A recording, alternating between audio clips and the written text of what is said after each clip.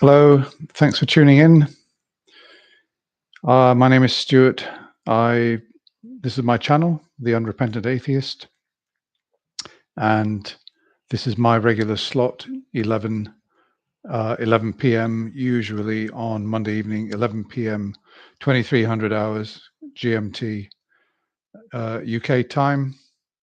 So if you're tuning in from America, I guess that depending on where you are, you'll be anything between I think 8 and 12 hours behind. So we're talking about if it's 11 here, it's going to be sort of mid-afternoon in America.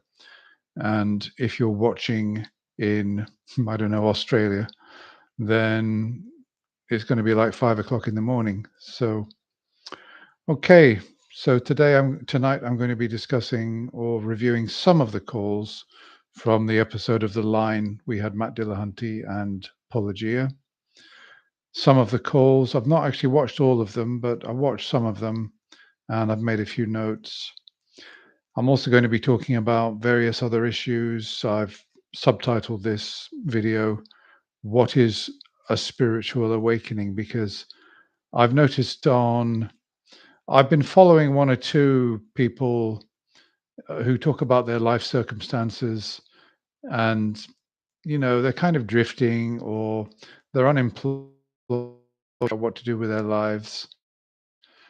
And they talk about they've had a spiritual awakening. And I've seen this phrase quite a few times, and I've probably used this phrase myself at some time in the past. And yet, I wonder what it means to have a spiritual awakening. So, I'm going to be talking about that. And if there's anybody in the chat that wants to add any comments, I'd be delighted to exchange ideas about what this actually means. So the other thing is that what else have I done? Um, okay, so I released a video, I think about 5 or 6 days ago, and it's the first video I've had which has exceeded. Let me see, how shall I say it? My most viewed video on my channel before I released this video is about 25,000 views, and I released a video about 6 days ago. I gave it a thumbnail. And that video at this moment has got about 320,000 views, which is absolutely phenomenal. I've picked up so far about 800 new subscribers from it. Now, the only thing is, that's good. That's wonderful. The only thing is, I'm not in it. I clipped, I clipped an absolutely brilliant exchange between Richard Dawkins and Brandon Flowers, who I understand is a musician or a singer from a pop group, I think called The Killers. It it went out. This is quite an old clip. It went out a long time ago. I've seen it before a couple of times, and I don't know. I just thought, wouldn't it be cool to have it on my channel? So I clipped it out, tried to shorten it down as much as I possibly could, and I've designed what I thought was quite a cool thumbnail for it. On my channel, I did not expect. I thought maybe it might get 1,000 views, and I mean, it started off fairly slowly, but it started gathering pace. And at the moment, after 6 days, it's still getting 2,000 views an hour, which is absolutely unbelievable. And although I'm not in it, I'm glad that I posted it because it's bringing a lot of new people to my channel. A lot of those coming to my channel are Christians and theists because of this clip, and also, of course, Mormons. It has it's the first time I've had a video that's got so many comments that I can't keep up with the comments. And I usually like to reply or pin comments which I think are controversial or need to be challenged. And this particular video has got so many comments that it's difficult to actually keep track of the comments which are coming in, which I personally strongly disagree with, but don't tend to get involved in bickering on my channel with people who have got a different point of view or different opinion. Nevertheless, I did manage to pin some of the comments which I thought needed to be dealt with. Unfortunately, maybe maybe 50% of those who are watching that video are atheists and skeptics like myself. So it's quite safe for me to pin a comment if I think it needs dealing with, and then I don't have to deal with it. Others will deal with it for me. I've got a couple of examples. So let's have a look. So somebody left a comment saying that they they were an atheist and now they're Buddhist. They said that atheism's a religion and it's just as stupid as theism because atheists say there's no God and theists say there is a God. And the only position is agnosticism because you're not committing either way. Okay, well, I can see a lot wrong with that.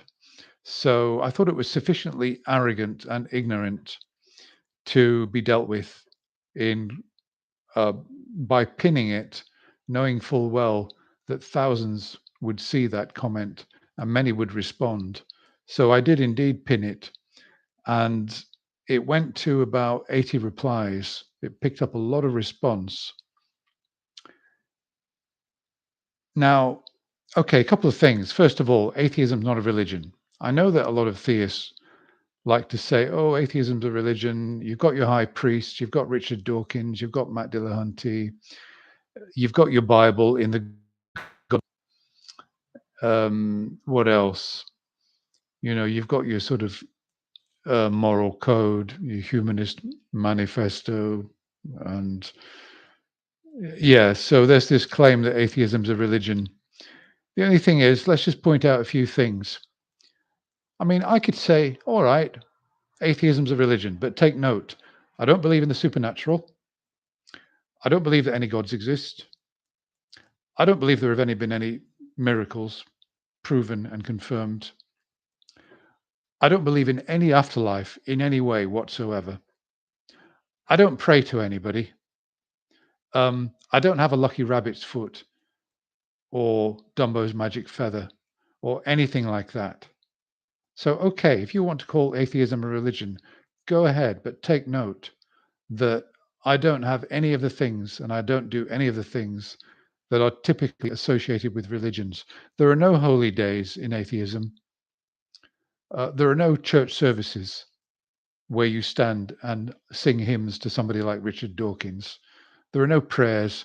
There is absolutely nothing. There's no meditation. There's nothing about atheism, which, let's face it, is just a rejection of theist claims, either hard atheism, where you say there's no God, or soft atheism, where you say, I haven't been convinced that there is a God, but I admit I could be wrong, and there may well, in fact, be a God, which is my position. But there are a lot of theists around who haven't bothered to look up in the dictionary what the word atheism means. And they think it means that the position of somebody who's an atheist is that there is no God, 100% certain no gods exist. And that's just not the case. So there's that. And there's the fact that, yeah, I mean, atheism is not a religion. You could call it a religion if you want.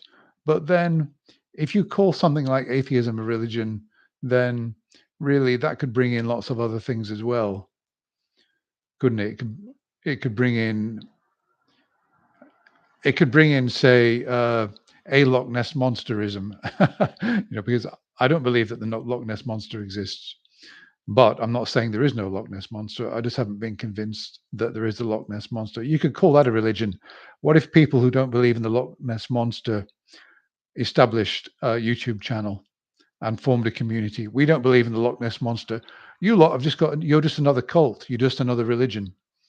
Just like Christians who believe in life after death, just like Christians who believe that Jesus is the only path to salvation, just like Christians who believe in the Ten Commandments, just like Christians who pray, just like Christians who gather in a church and sing hymns, just like Christians who eat the body and blood of Christ in communion. Yeah, so you people who don't believe in the Loch Ness monster, you're just like those Christians, aren't you?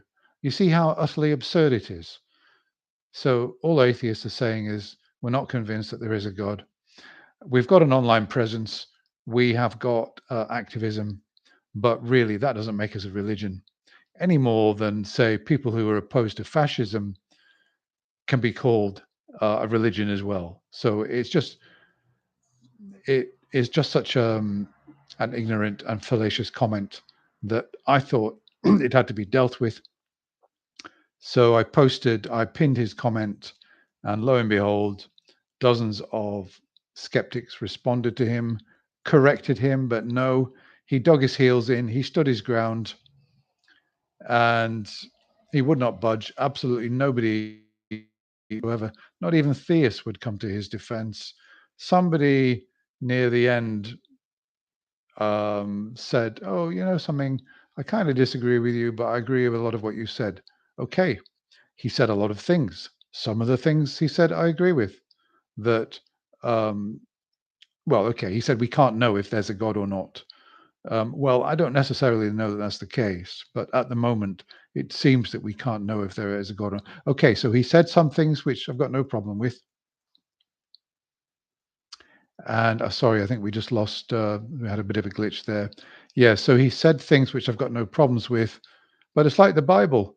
There's a lot in the Bible that I've got no problems with, but that's not what I'm interested in discussing. I'm interested in discussing the things in the Bible which I have got a problem with, like the miracles, the resurrection, the idea that Jesus is the salvation, etc. And with this person who posted a lot of what he said, I've got no problem with, but it's what I have got a problem with, like atheism is a religion, and all atheists are 100% certain there's no God.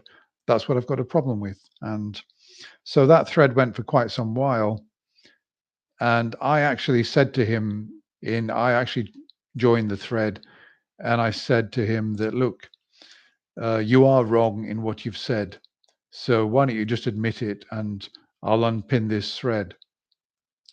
Um, and I said, "Look, I don't care about labels," because he had this big thing about, I don't know, agnosticism. I said, "Look, I'm not saying there is no God.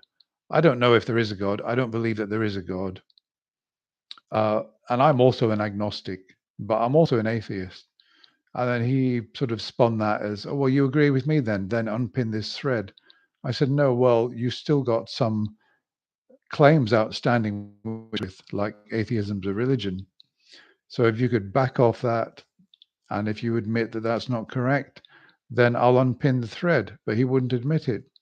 So I left the thread up, and I let it run, and he claimed that I was attacking him.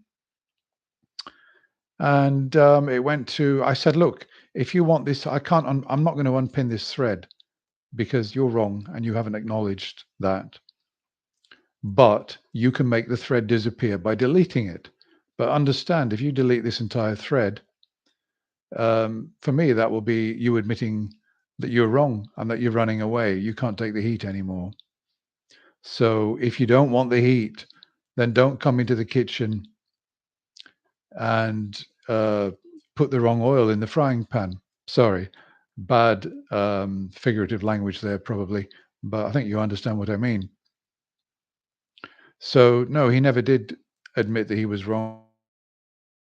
Just simply deleted the entire thread, disappeared, and completely vanished. Now, somebody else left a comment saying that I was kind of harassing him and shaming him. Well, I'm sorry, but when people make dumb, stupid, arrogant comments, then if they come onto my channel, they're going to be shamed. Okay, maybe it's not pedagogical, maybe it is. But what I was looking for from him, once he'd made his incorrect statements, was a willingness to engage honestly. He even found a definition from Webster's dictionary of the word atheism, which said exactly what everybody else said it means, that it typically means the state of not uh, being convinced that a God exists or not believing that a God exists. He actually found the definition. He even posted it, and he still didn't even say, "Oh yes, I'm sorry. Yeah, you're right. There's hard atheism. There's some." So yeah, he just disappeared, and I'd like to think he's learned his lesson, and he won't come on to atheist channels and tell atheists um, and limit atheists to one particular kind of atheism, which is hard atheism, and claim that atheism is a religion. So I don't care actually on the whole if people claim that atheism is a religion because of reasons I've already made. Because there's nothing that atheism really has got in common with mainstream religions or even cults, what have you. They've all got some aspect of supernatural belief and worship, which atheism just hasn't got, even if you want to say that atheism is a kind of worldview, which it isn't really. Yeah. So, okay. So that was one of them. And there were lots, but there were too many coming in that I couldn't really pin them all, unfortunately. You can only pin one at a time. So, yeah, I suppose it's a bit like sticking somebody up on a dartboard, isn't it? And letting others in the pub throw darts at him. Okay. So, yeah, there was somebody else who said, what did he say? He said that he didn't support Richard Dawkins. He said that, what did he say?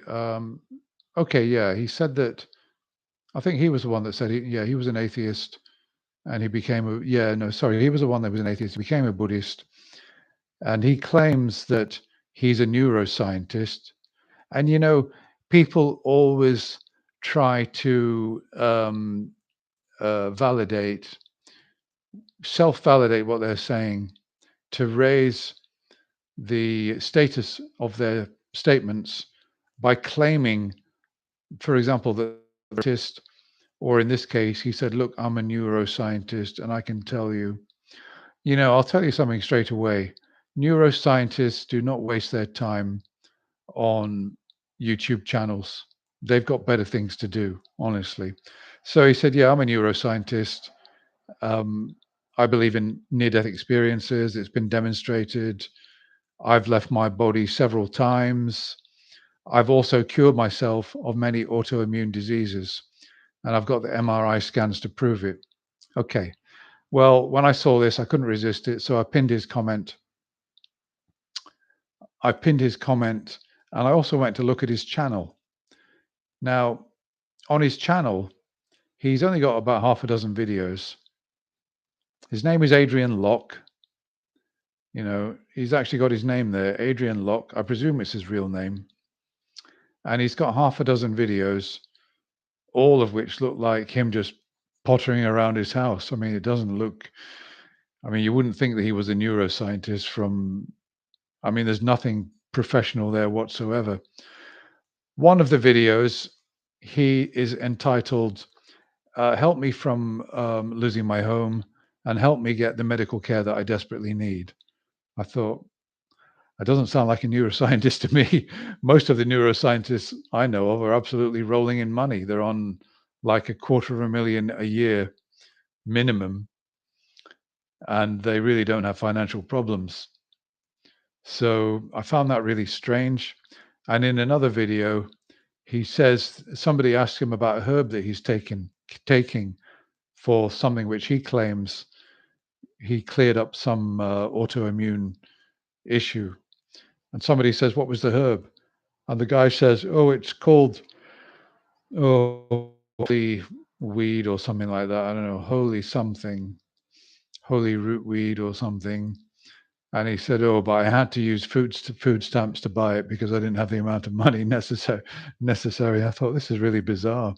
We've got somebody on my channel who's claiming to be a neuroscientist, and yet he uses food stamps. So I posted a comment and said, um, "I see you say you're a neuroscientist.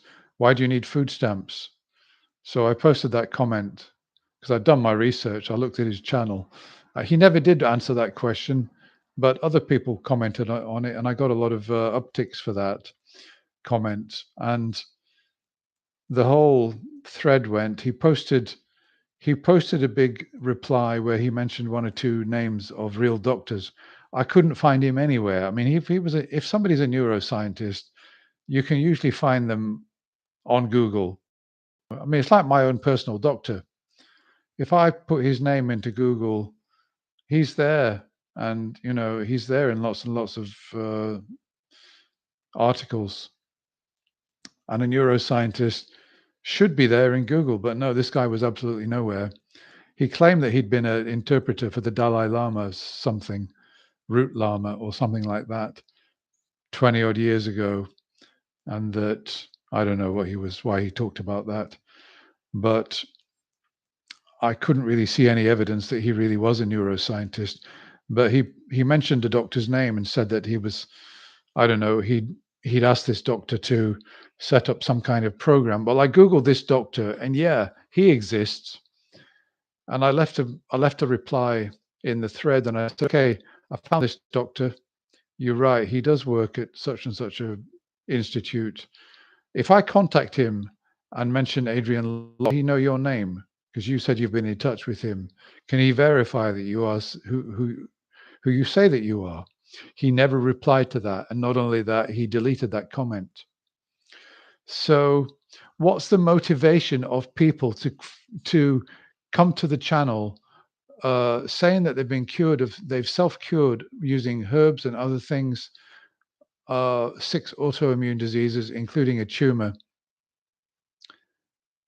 Uh, so what is the motivation of people to come on making all these claims, saying they've had NDEs, near-death experiences, and saying, "Oh, yes, I'm a neuroscientist too." There are some really strange people in the world. It would never occur to me to, I don't know, come onto a Christian channel and say, "Look, I'm an atheist. I know your God doesn't exist because I'm a quantum physicist. My name's Professor Stewart. I work at, um, I don't know, Oxford University, and God doesn't exist." I mean, it would never occur to me to go onto a Christian channel and lie about my credentials in order to boost the credibility of the comment and the claim that I'm making.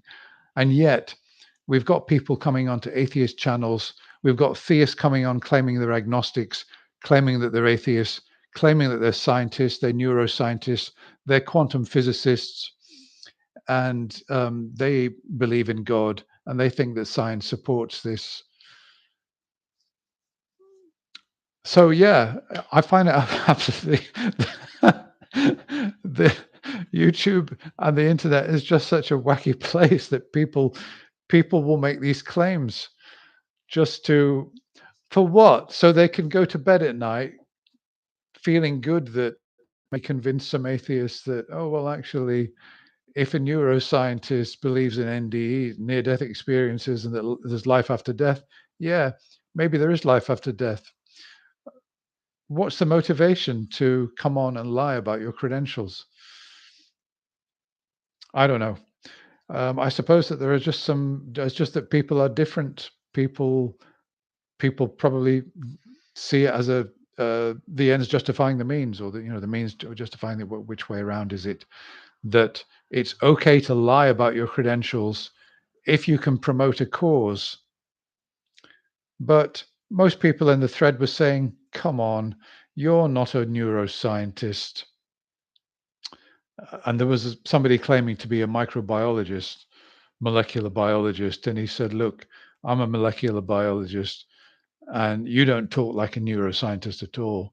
Well, my question, and I stated this in the thread, is that maybe you're a neuroscientist and maybe you're not. I'm going to remain neutral on that question. I find it strange that you're virtually bankrupt. You need food stamps to buy medicinal herbs. You haven't paid your medical insurance. You need you need crowdfunding to help out with your medical bills. I find all that really strange, but all the same, it may well be that you're a neuroscientist who, for some reason, is just not practicing at the moment. Okay, so I like to try and be neutral about these things. Okay, so let's have just got a few comments here. XC Music says, just Googled, average salary of neuroscientist is $116,000 per year. Okay, well, that's about 90,000 GBP, British pounds. In this country, after tax and everything, depends on what kind of lifestyle you want. If you've got a lifestyle like me, that's a lot of money. If you live in a rented flat, and my flat costs me 500 US dollars, converting into dollars, it costs me 500 US dollars a month. If you live like I do, if you live cheaply, that's a heck of a lot of money. If you've got a family and your wife's not earning money, then £90,000 um, is not a massive sum, depending on what kind of lifestyle you've got. Okay, let's have a look. Got a new poster here. Meow is saying that's not true. I've seen people say stupid shit like that using their degree to try to justify whatever they're saying is true. You mean that they say this stuff and they really have got the credentials? Okay, fair enough. Yeah, well, as I said, I'm not saying that he's not a neuroscientist. I'm neutral on it. But I think that there may well be people who lie about their credentials in order to increase the credibility of what they're saying. I'm not saying that's for certain, but I think it's a possibility. What's anecdotal? There are medical doctors that are anti-vaxxers. Yes, that's true. I know that that is the case. I think they're in a very small minority, and they're not supported by the organizations that they work for. But yeah, but I'll tell you something, Meow. There are no academics that support flat Earth theory. Yeah, do you agree with that? Okay.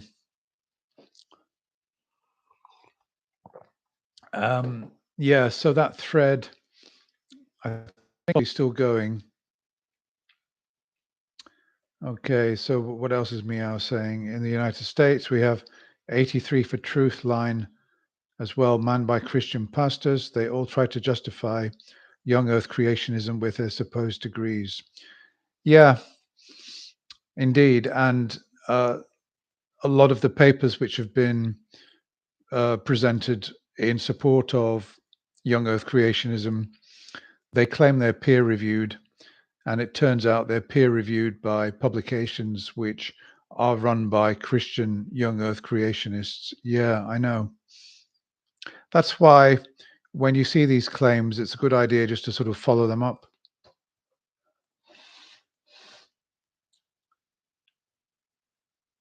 Yeah. Okay. Um, it's all very interesting. This a lot of it's about sort of human psychology, I suppose, and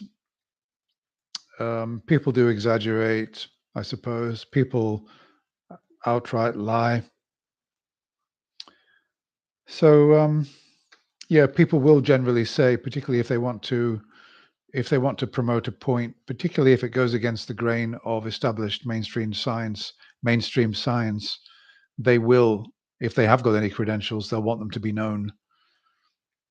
And if they haven't, or yeah, it's like I remember on the Atheist Experience, somebody calling in and saying that he's trained in biology, and it turned out that what did he do? He majored in biology or something. It's a kind of degree where you can take biology as a minor option or something. I'm not too sure, but in reality, his biology wasn't too much more advanced than high school level. So I mean, I studied at school, but to be honest with you, I couldn't even draw a diagram of a heart. If you asked me now, I mean, I'd have a fair go at it. I know there's the aorta, there's the pulmonary vein, and there's the left ventricle, the right ventricle. I mean, I can remember some of it from school, but I wouldn't be confident that I could draw a really good diagram of the heart. And yeah, I could say, oh yeah, I'm trained in biology, and my God, I can barely even draw a picture of a heart.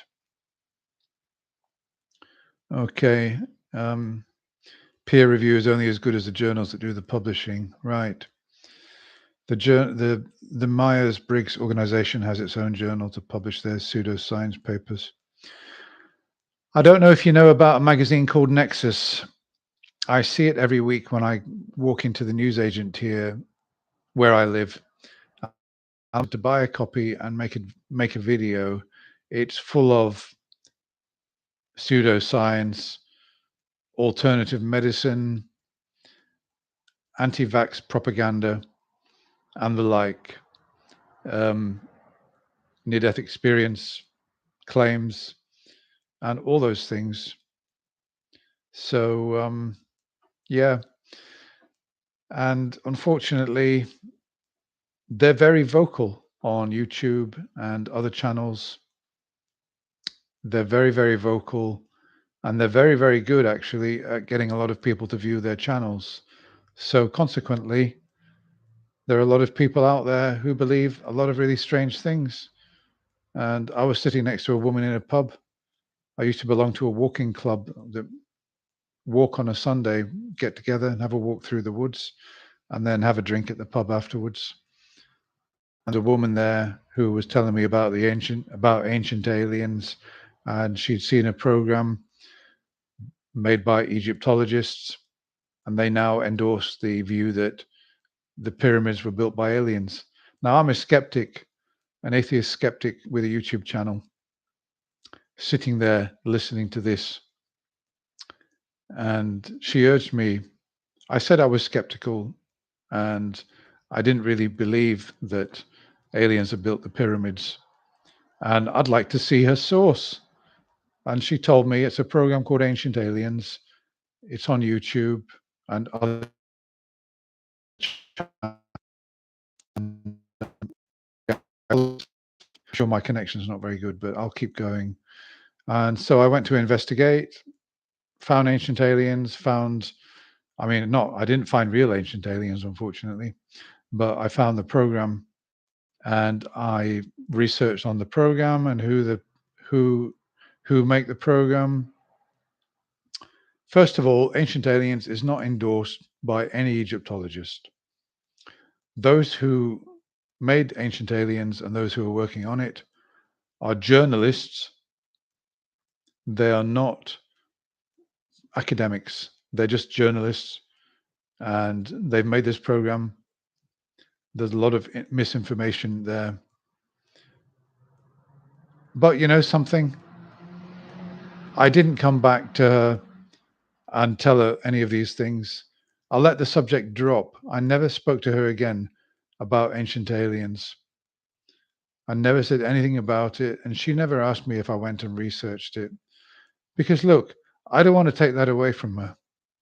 I really don't want to deprive people of their delusions and conclusions based on the misinformation that they've acquired, unless I think that it's particularly dangerous to them. For example, if somebody's not prepared to take a vaccine against yellow fever and they're going to India, then I would have something to say about that. I would have something. I went to India. I had a yellow fever vaccination. It was a no-brainer. Yeah, absolutely.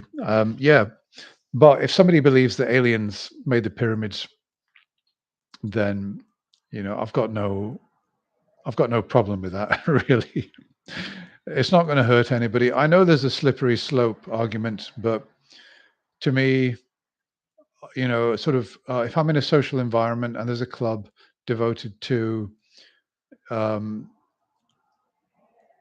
just social relations, walking and talking to each other and being nice to each other, there's no need for me to put my skeptic's hat on and ruin everybody's good time. If I went to a skeptic society, then it would be a completely different dynamic. So, yeah, I don't tend to correct people if they've got these delusions. Then, I mean, what can you do? Even if I say to them, "Well, look, I think you're wrong," because they're probably only going to hate me for it, and they probably won't even believe me. They'll say, "Oh, I'm just sour because they got to the information first and I didn't." Okay, so let me see. What else have we got? Um, okay, yeah, let's just talk about spiritual awakening. All right, what does it mean? What does it mean if somebody says, I've had a spiritual awakening? Okay, well, I suppose I've used this language myself at some time in the past when I got into meditation and Zen, Buddhism, and everything in the 90s, New Age mysticism, alternative healing, and all that stuff that I can't believe. I went I went into all that stuff. I met a lot of interesting people, I suppose, but and I guess that through my meditation and everything, and went to India, uh, spent 6 weeks at an ashram there, the whole lot, the whole shebang. And I suppose, oh yeah, I had a spiritual awakening. What did I mean by that? I suppose that what I meant by it was that I'd seen some kind of transcendental truth, some essence in reality that is not immediately apparent unless you go and search for it by some particular means, whether it be meditation or um, I don't know, prayer or some kind of religious practice. I guess that's what it meant to me in terms of I've had a spiritual awakening. I was in darkness and now I can see. Yeah. My eyes were closed and now I can see. Sort of implies that you've got something which is fundamentally important to living life as a human being that you didn't have before. And I suppose in Matt Dillahunty's case, dropping Christianity and dropping belief in God gave him something that he didn't have before. He lived in a world of delusions when he was a Christian. And when he stopped believing in God, when he stopped believing a Christian, he was no longer deluded. Yeah, he didn't know. He didn't have those beliefs anymore. So his mind was free of unconfirmed supernatural beliefs. So he was unburdened by those. Now, that was his worldview, and that is his worldview. But there are people who are atheists and then become Christians, and they consider them that when they were Christians, but when they were atheists, they were living in the dark, and that Jesus shone a light on them. And this is their spiritual awakening.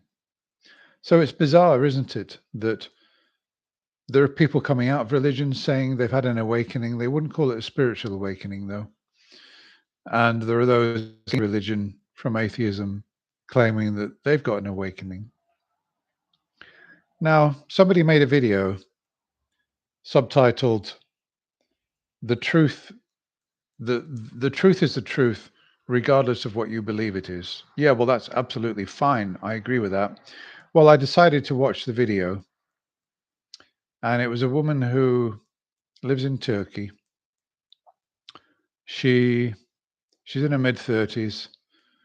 She's down on her luck. She's got absolutely no job. She's gone back to living with her mother because she can't afford to rent her own flat. And she's hard up on money, and she's hoping to make money out of her YouTube channel. Okay. Well, to be honest with you, that ain't going to happen because, I mean, her videos are just not taking off. They're just not taking off at all. She had one video where she titled her video, what is it? I don't know. I'm 36 years old, or I've worked for 20 years and I've got nothing to show for it. Now, realize that in human nature, what do you think sells on YouTube better? A story about how clever I am and how much money I've made, or a story about I'm down on my luck, I've lost everything, I've got nothing to show for my life, I'm despondent, I don't do anything, and I'm just completely almost suicidal.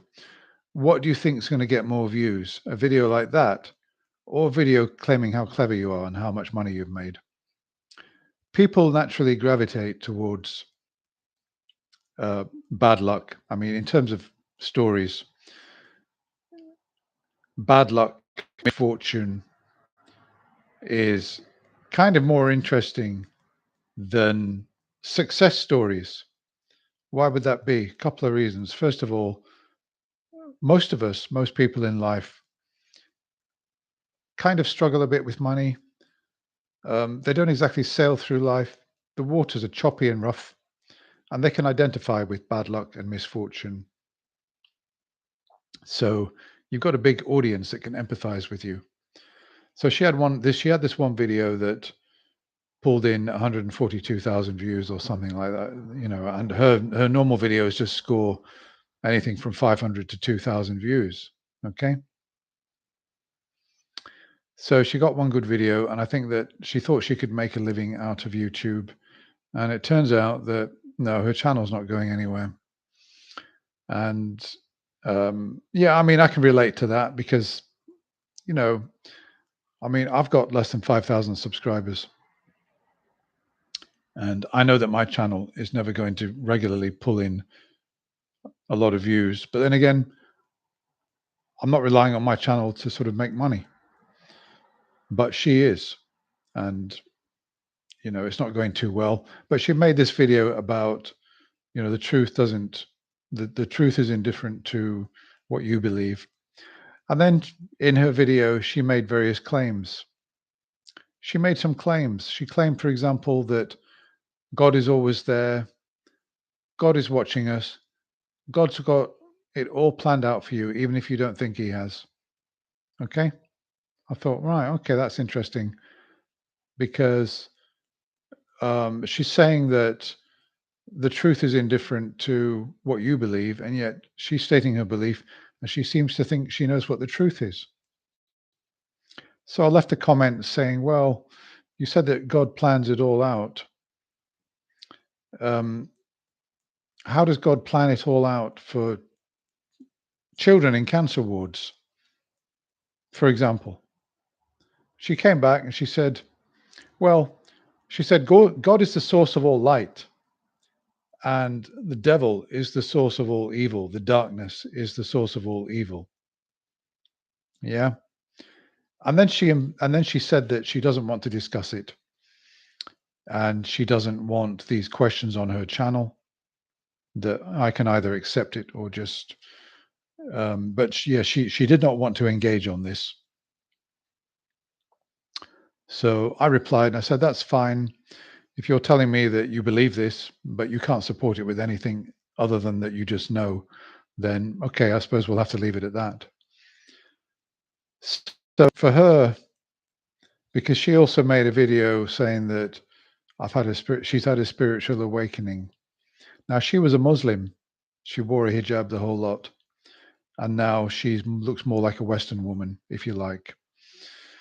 And yeah, so she had this spiritual awakening where she realizes that God is the source of all light, and that darkness or the devil is where the evil comes from.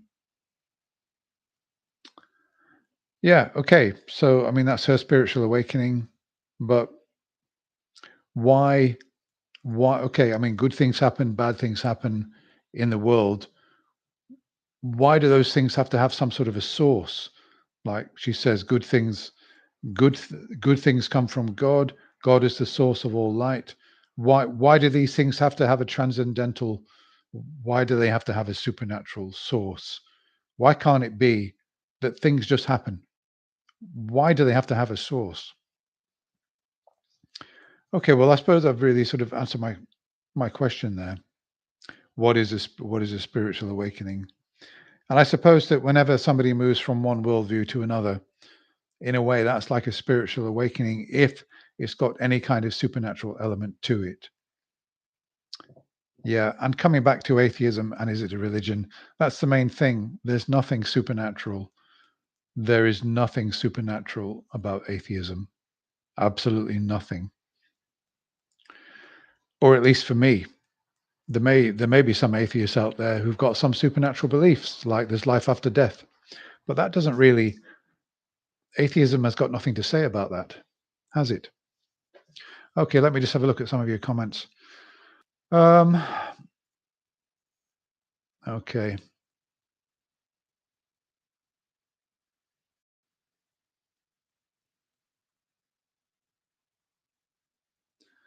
Right. What's Isaiah 45:7? I'll have a look at that later. Okay. So I haven't talked about the calls yet. Okay, let me just tell you about the calls that I watched. I listened to rather. Let's see. So there was somebody who called himself Random Guy, and he called in and he said something that Matt didn't like, because when Matt asked him for evidence for his Christian God, he said, and a lot of theists say this, look, I can't 100% prove that my God exists. Well, it's like Matt said, nobody said about it 100%. I can't 100% prove that anything exists. But that doesn't give me the warrant to believe in things. So, yeah. So when a theist says, I can't 100% prove that God exists, you could just say, I understand that, and I can't prove 100% as well, virtually anything. But maybe you'll just lay down your evidence. But I appreciate you can't 100% prove it, but maybe you can prove it to a sufficient degree, less than 100%, that might convince me that the God exists. I think that's the best way to deal with it. Yeah. No, okay, I accept that. You can't prove it, but prove it to a sufficient degree where I could maybe accept it as true.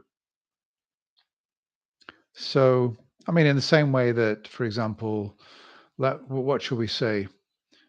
I could accept that, I don't know, I can accept that Saturn has got rings around it, even though I've not been there.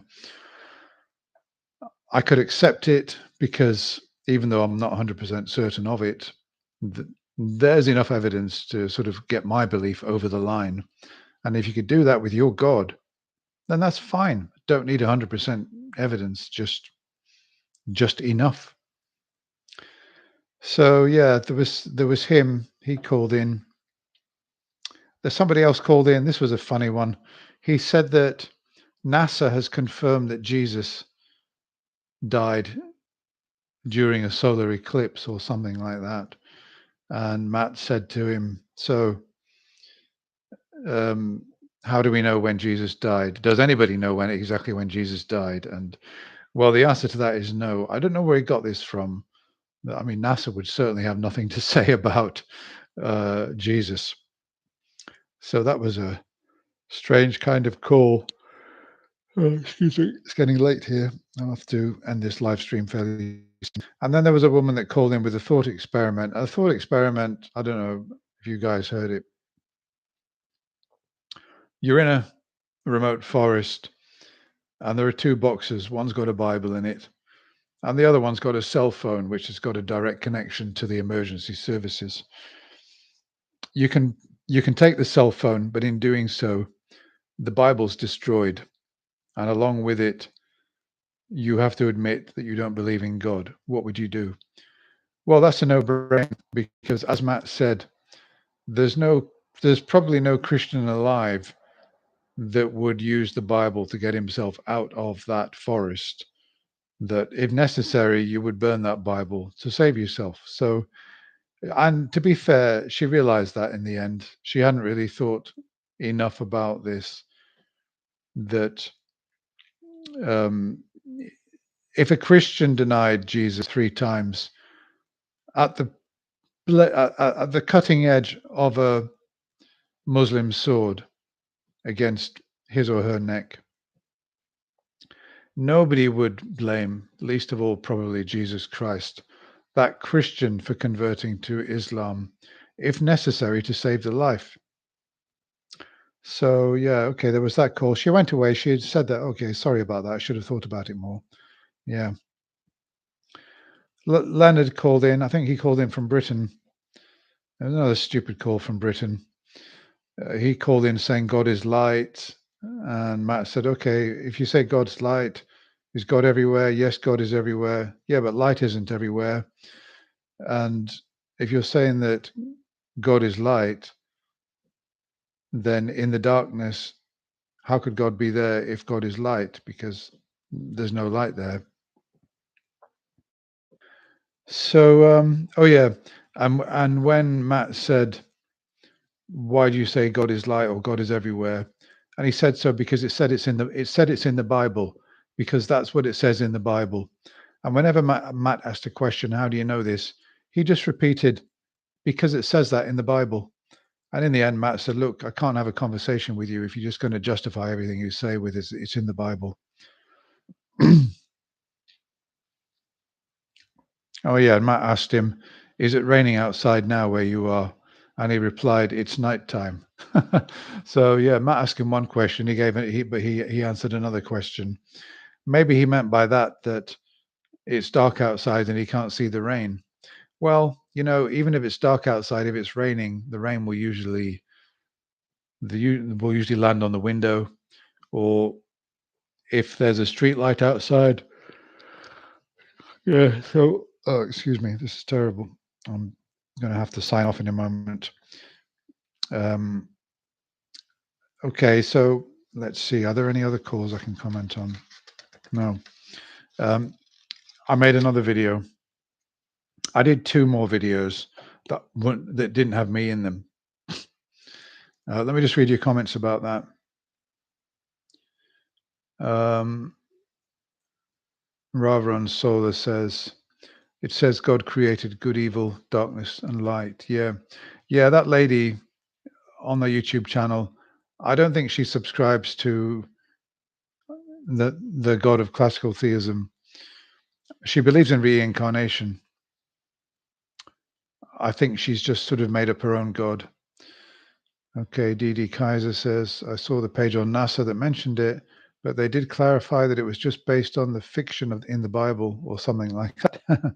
They didn't say it as though they really believed it was real. Yeah, that would be funny, wouldn't it? Unless a Christian wrote it and somebody corrected it. Yeah. God is a photon. Okay. Right. Yeah. So I did another video.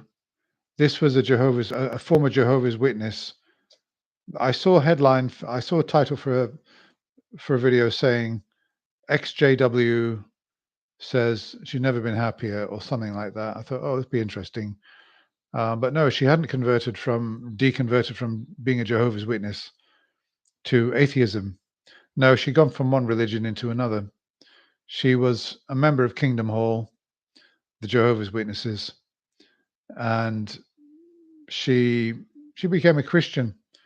She said the reason she became a Christian is because in the Kingdom Hall, you never hear grace, you never hear forgiveness, and Jesus for her is the main man, the source of all light, the source of all love, kindness, forgiveness, charity, etc., etc.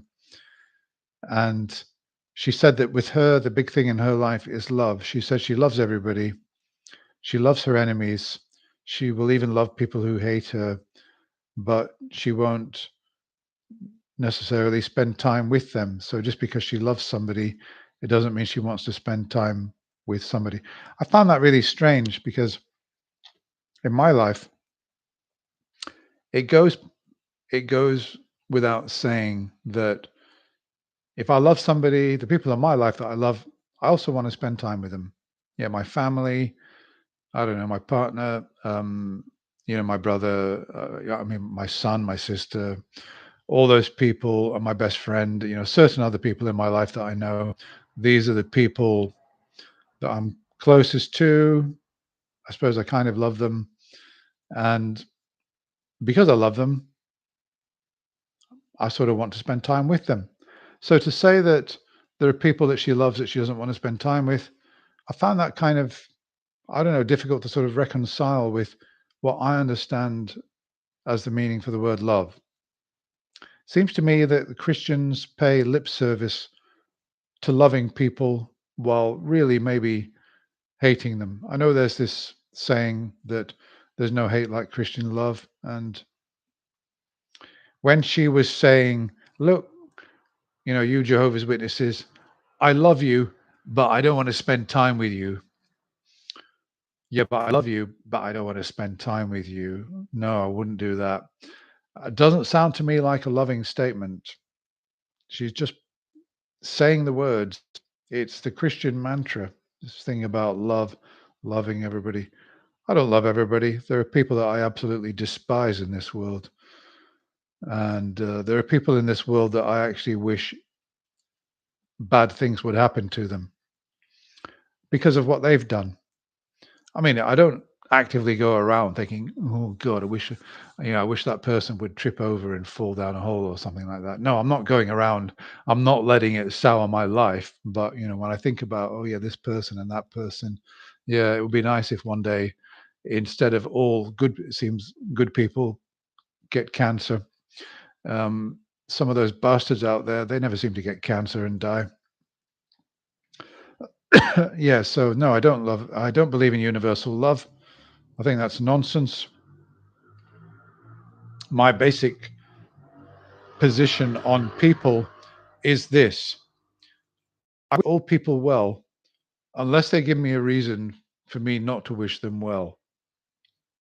That's my that's how I proceed in life.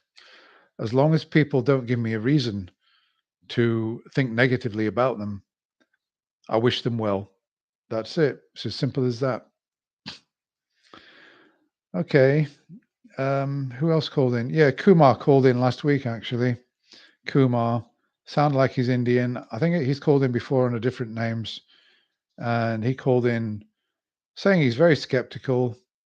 And he called in about telekinesis, saying, well, maybe telekinesis is true because there are YouTube videos out there where you can see people move things without touching them, just with the power of their mind.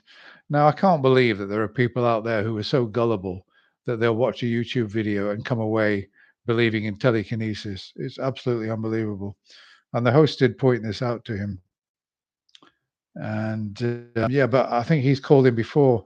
He called in some time ago saying that he believes in the man, the yogi in India, who hasn't eaten for 6 months.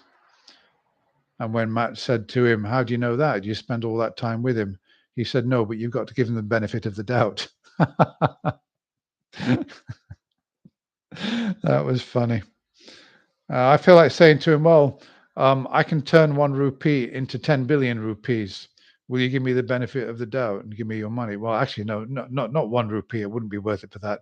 I can turn, say, 10,000 rupees into 10 billion. You're going to give me the benefit of the doubt for that? Yeah. So I don't know why I said rupees there, just because he's Indian. He said he's living in America. I should have said dollars. That was silly. Um, okay, I think that's about it, really. Yep. Okay. Well, unless you've got something to ask me, I'm going to sign off in about a minute or so. It's nearly 12:30 here. Better get to bed because I've been yawning throughout this whole live stream. Thanks for watching, and for those of you who are watching not live, um, you can have a look at the chat replay and add some of your own comments below. So thanks for watching, and I look forward to catching up with you next week. Look out for my channel. I'll be posting more videos. I usually post about 2 or 3 videos a week, so look out for those. Good night.